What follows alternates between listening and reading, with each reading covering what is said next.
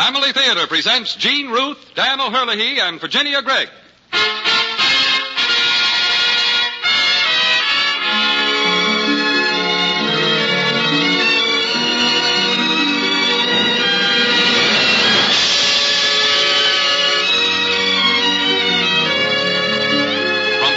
The Mutual Network, in cooperation with Family Theater, presents Dan O'Herlihy and Virginia Gregg in Lancelot of the Lake. To introduce the drama, your hostess, Jean Ruth.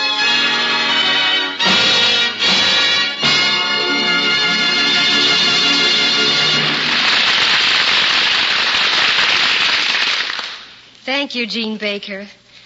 Family Theater's only purpose is to bring to everyone's attention a practice that must become an important part of our lives if we are to win peace for ourselves, peace for our families, and peace for the world. Family Theater urges you to pray. Pray together as a family.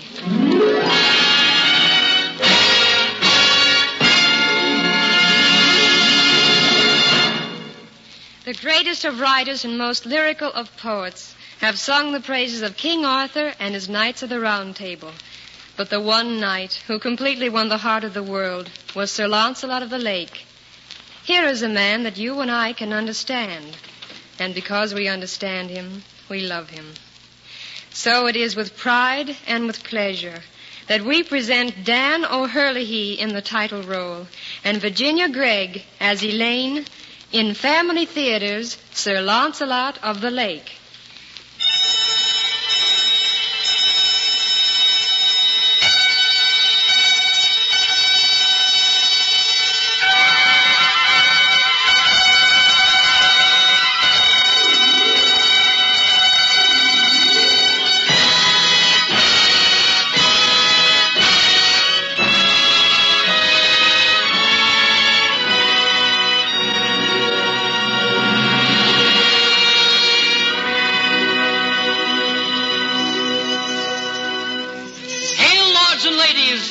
To me, Dagonet the Fool, jester in King Arthur's court.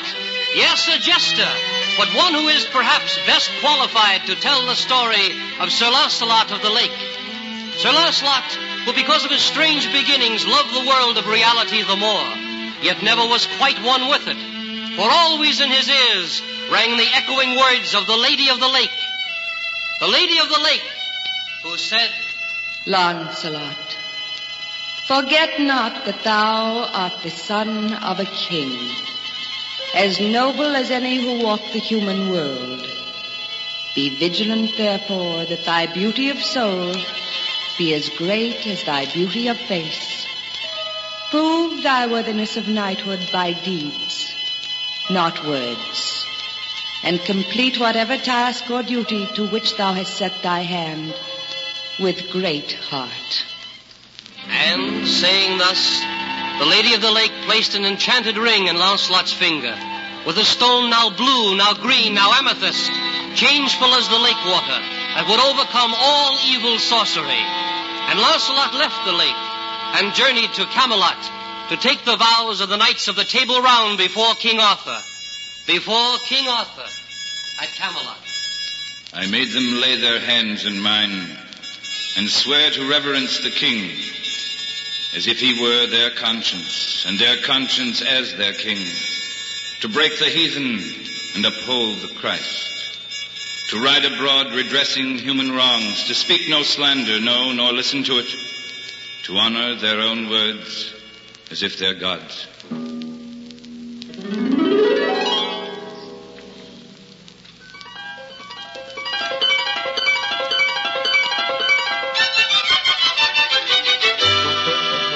Then, in the boyhood of the year, Sir Lancelot and Queen Guinevere rode through the coverts of the deer, with blissful treble ringing clear. She seemed a part of joyous spring, a gown of green silk she wore, buckled with golden clasps before. A light green tuft of plumes she bore, closed in a golden ring.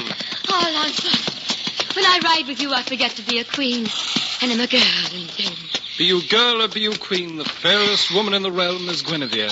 Does knightly chivalry form such words, or true emotion? Perhaps you know that best, my queen. Tell it me. Knightly chivalry is the truest emotion. To have taken the vows before Arthur, to be a knight of the Table Round, to forever be questing for the Holy Grail, that is heaven on this fair earth. It was a blessed day that brought thee from the lake to Camelot. And my world, Lancelot. Without thee, I should have been a sorry knight. Remember how in eager haste I dropped my sword? Yes. Well, I remember. You left it in your train and gave it to me when I had need of it. Else Lancelot would have indeed been shamed before he had even begun. And for my deed, thou promised on that day to forever be my knight. Right or wrong? Guinevere, How serious we are. You seldom laugh, Lancelot. Smile, yea, but laughter, rarely. If I be grave, it's because of all the wonder of this world of man. Is it so different from that fey land beneath the lake? Not too far astray, with trees and crystal springs and wondrous flowers. And yet, I sometimes walk as though a dream, wondering which is reality and which the vision. Wouldst thou taste reality? We'd best return to Camelot. 'Tis safer there. For thee and me.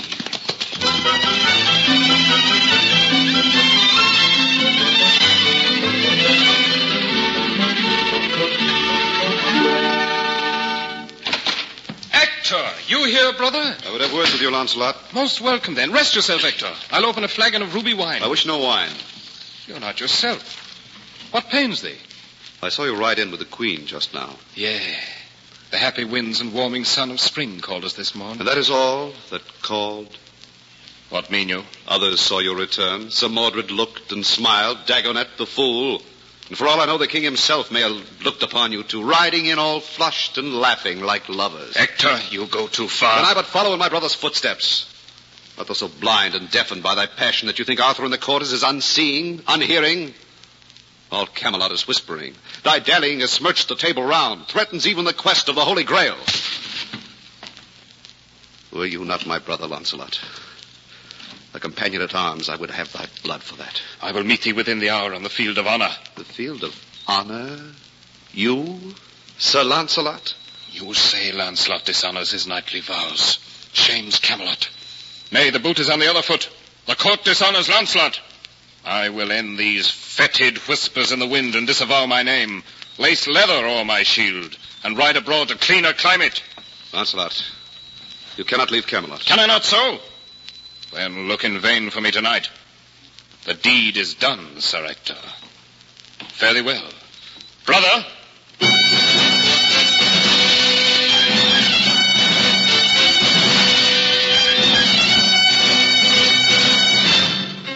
Thus, Sir Lancelot rode errant from the walls of Camelot, and never a word or farewell look was given to his king or queen. Uncaring rode this peerless knight into the deeps of the woods. Yet something within must have led him truly, for at last he came upon a chapel, well loved by all the knights of the Table Round, for there dwelt the hermit of the forest, friend to all.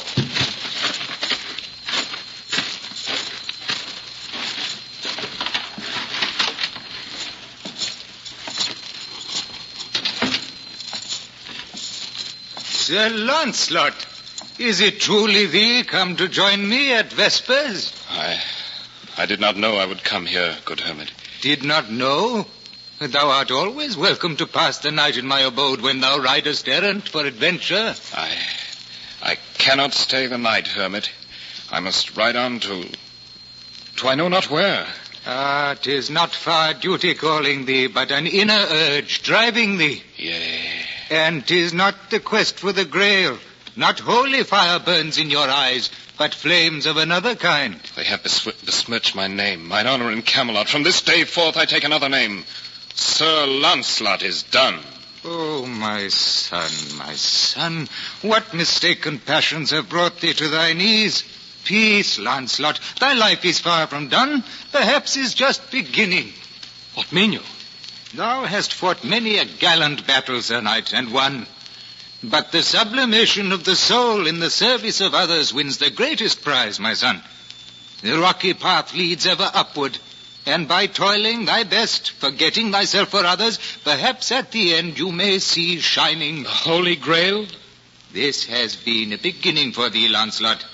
Perhaps thou mayest find the end, the answer, here as well. I shall return. I know not when and how, but I shall return.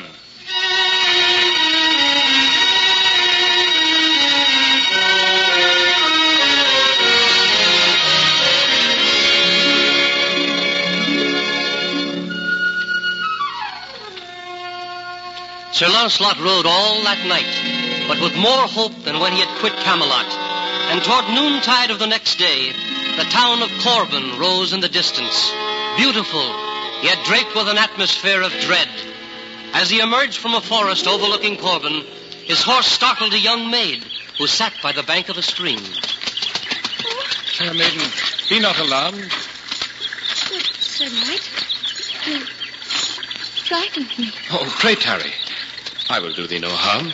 I believe thee. How is it that so lovely a maid is alone in these woods? Who art thou? I'm Elaine, and I'm not alone, Sir Knight. My nurse and a page boy will soon approach. Who art thou? Call me Chevalier de Malfay. The knight who transgressed. Oh, no, not thee. I ride errant to serve those in distress in whatever adventure may fall across my path. Then come not to Corbin. Thy death awaits thee in that city of fear. Death has awaited me in many places, child. But what dread fear rests upon fair Corbin? A curse was placed upon our town. A hideous dragon lurks under a magic stone. And every year, a Corbin maiden is sacrificed to him. By heaven! I had not thought to find such savagery in so fair a place. Lady Elaine, I will seek him now and rid Corbin forever of his presence. Oh, if you but could, Sir Knight. If you could destroy such wicked sorcery, you would indeed be an answer from heaven. But pray, risk not thy life. Save thy fears for the dragon, my lady, for I will forthwith do battle. Farewell, sweet child. Farewell, Lady Elaine. Godspeed, Sir Malfay. God keep thee safe, Sir Malfay. Elaine. Oh, Lily Maid, I feared for thee to wander off like that. What would the king, thy father, say? Thee might have lost thyself. I am lost, Dame Bryson. What dost thou say? Oh, remember me this. His every feature, his one smile, caught and held me fast. My love from Camelot has come.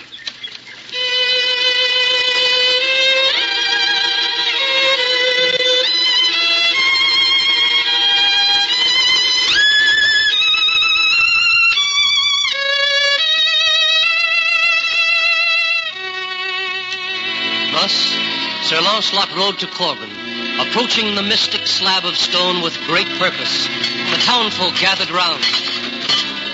Behold, the knight approaches the great stone that houses the dragon. He lays aside his sword and shield. Curse of Corbin may be powerful, but my ring from the lake is more powerful. And I will move this stone.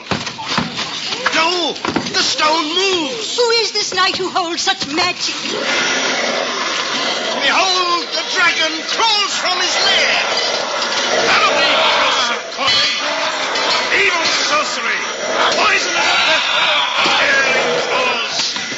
But I will destroy thee. The dragon has him in its grip. Nay, all wickedness. My sword has found the soft belly of the beast. Die, evil presence. The curse of Corbin is ended.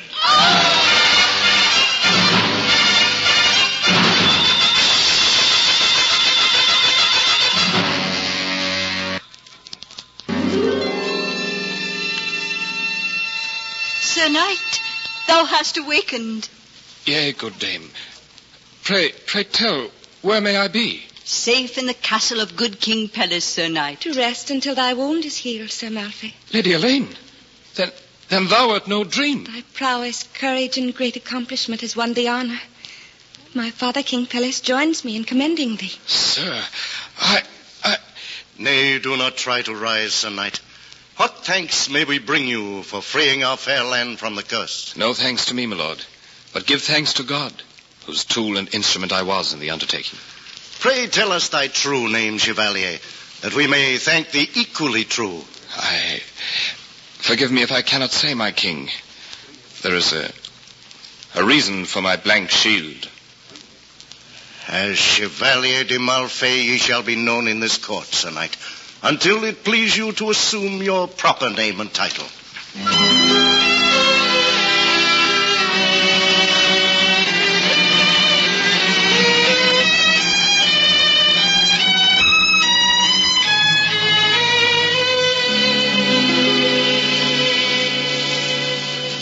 Another goblet of wine, Guinevere, my queen? Gramercy, no, Arthur. No wine, amber, or ruby could warm my heart this weeping day. I have noticed thy inquietude since Lancelot left our court. I do not mean to disturb thee, sire, when weighty matters of the realm rest on thy shoulders. My restlessness? Merely a woman's mood, methinks. I think not. Guinevere.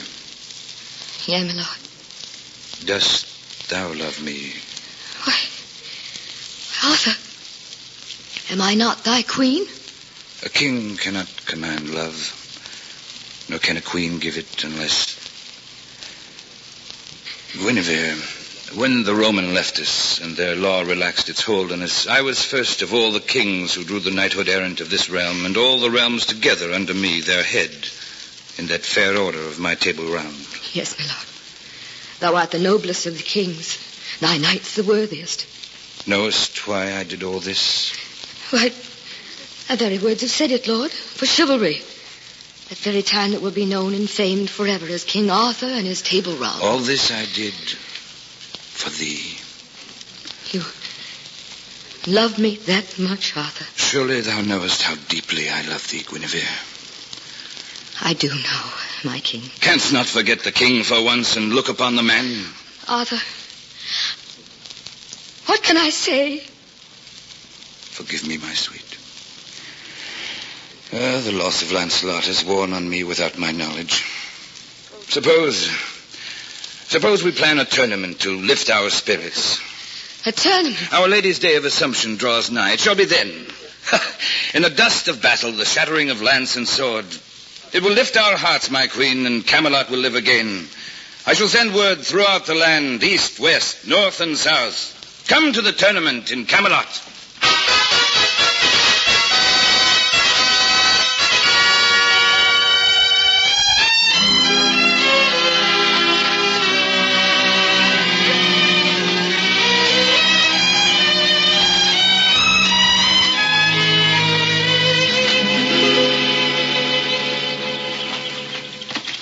Sir Malfay, Yea, my Lady Elaine?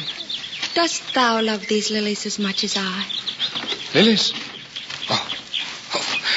Why, yea, thou art very like them, child. So white and gold. Elaine the fair, Elaine the lily maid. Thou wert not in my lily world. Thy thoughts were far away. Nay. As far as Camelot. You read me too well. I wist what my heart whispers. Elaine. Could I but impart the smallest bit of that joy which thy presence here has brought me, sire, but... weaving alone in my tower. That was my life, Sir Knight. Before you came. Child, you know me not at all. I know that thou art good and true. That thy smile, the dream in thy eyes, could lead me to any corner of the world. Still not enough of knowing. What can I say? In what language may I speak to thee? I love thee. I love thee. Elaine. Too long in Corbin have I tarried. Sir Malfay. What now? Sir Malfay. Father, what news? Great news, my child. A tournament in Camelot. Camelot? The word just came by herald from King Arthur. My court shall attend, my son, Sir Lavaine, and thee, Sir Malfay. What worthier knight could I find to do me honor? Myself? But King Pelles... The conqueror of the curse of Corbin must win the prize at Camelot. But I tell you... Your eyes were turned toward Camelot. Thou dost not understand, Elaine. If I were recognized... Then there is shame to your true name. We have loved thee all these months, Sir Knight. As though our own son, I would not send thee back to infamy. Nay, King Pelles, 'tis not because of shame. What, then? I shall ride to Camelot with thy court, sire.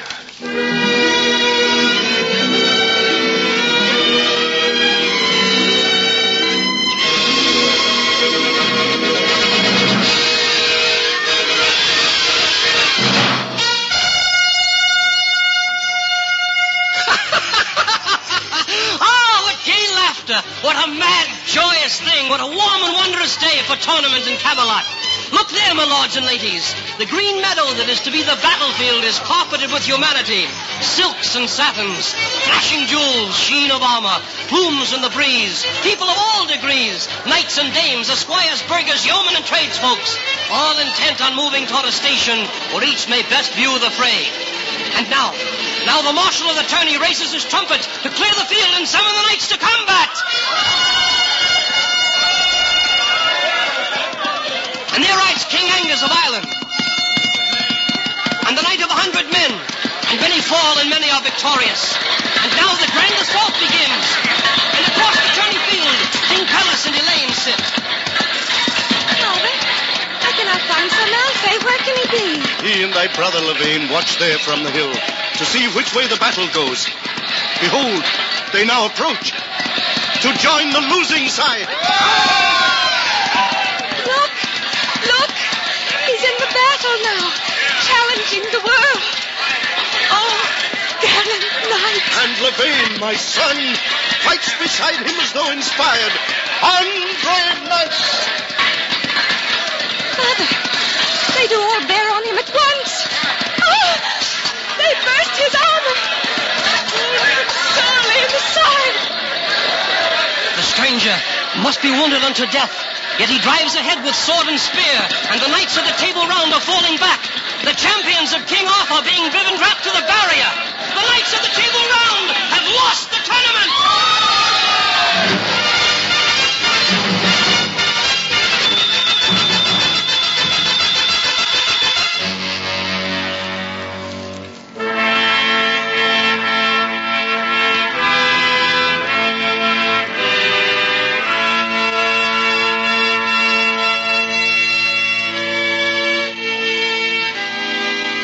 Hermit, art thou here? Yea, my son. Thou art secure in the chapel of the forest. It were better had I never left this chapel, Father. Peace unto thee, Sir Lancelot. The bird of time has flown and brought thee here again. That is enough. I have failed, Hermit. Nay. Sir Lavaine told me how you defeated the knights of the Table Round in honorable battle.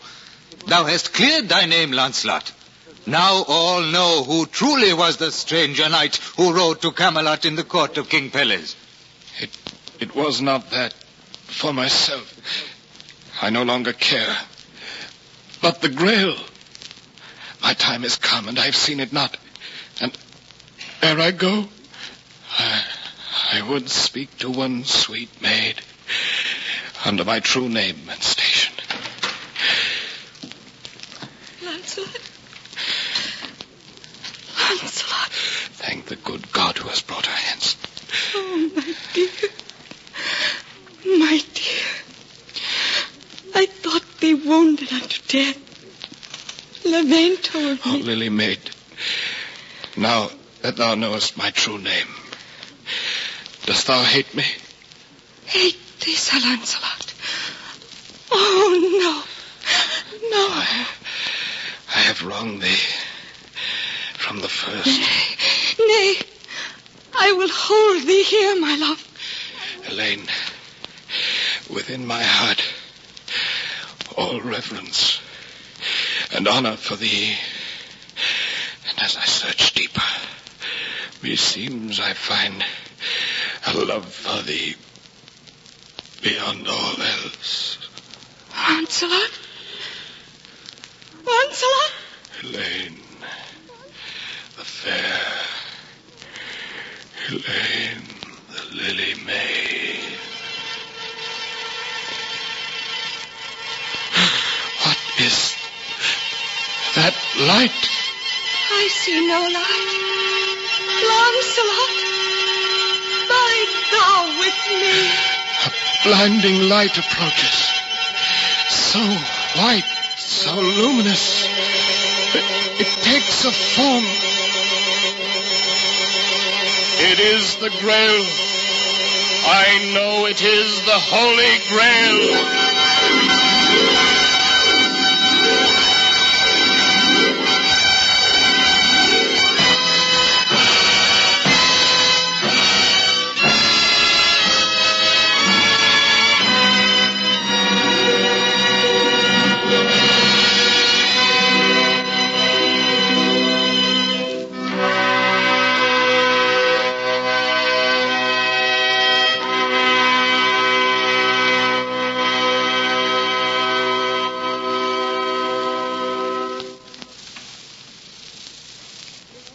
This is Jean Ruth again. You know, we're all affected by the surroundings around us, by what we see and hear, by the example of others. And that's especially true in a home. If there's always a kind and encouraging word, we can't help but think bright and cheerful thoughts. And you know something? Those who are close to God are best able to be happy and cheerful. When you know that God is ready to and able to help you, you can be confident about the future. Because you know your faith and trust in Him will always bring His help. That's why when a family joins together in daily family prayer, they can be sure of happiness in their home.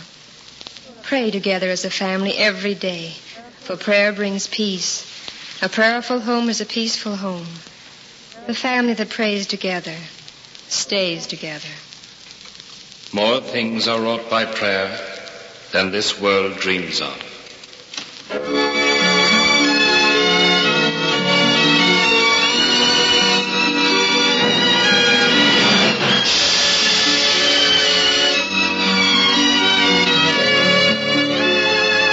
From Hollywood, Family Theater has brought you Dan O'Herlihy and Virginia Gregg in Sir Lancelot of the Lake with Jean Ruth as your hostess. Featured in our cast were Bob Sweeney, Raymond Burr, Lorene Tuttle, Hy Averback, Ben Wright, Lee Patrick, and Tudor Owen. The story of Sir Lancelot was adapted by Virginia Cook, with music composed and conducted by Harry Zimmerman, was directed for Family Theater by Jaime Del Valle. This series of Family Theater broadcasts is made possible by the thousands of you who felt the need for this type of program, by the Mutual Network which has responded to this need, and by the hundreds of stars of stage, screen, and radio who have so unselfishly given of their time and talent to appear on our Family Theater stage. To them and to you, our humble thanks. This is Gene Baker expressing the wish of Family Theater that the blessing of God may be upon you and your home, and inviting you to join us next week at this time when Family Theater will present Joan Leslie and Keith Brazell in Washington Irving's The Spectre Bridegroom. Join us, won't you?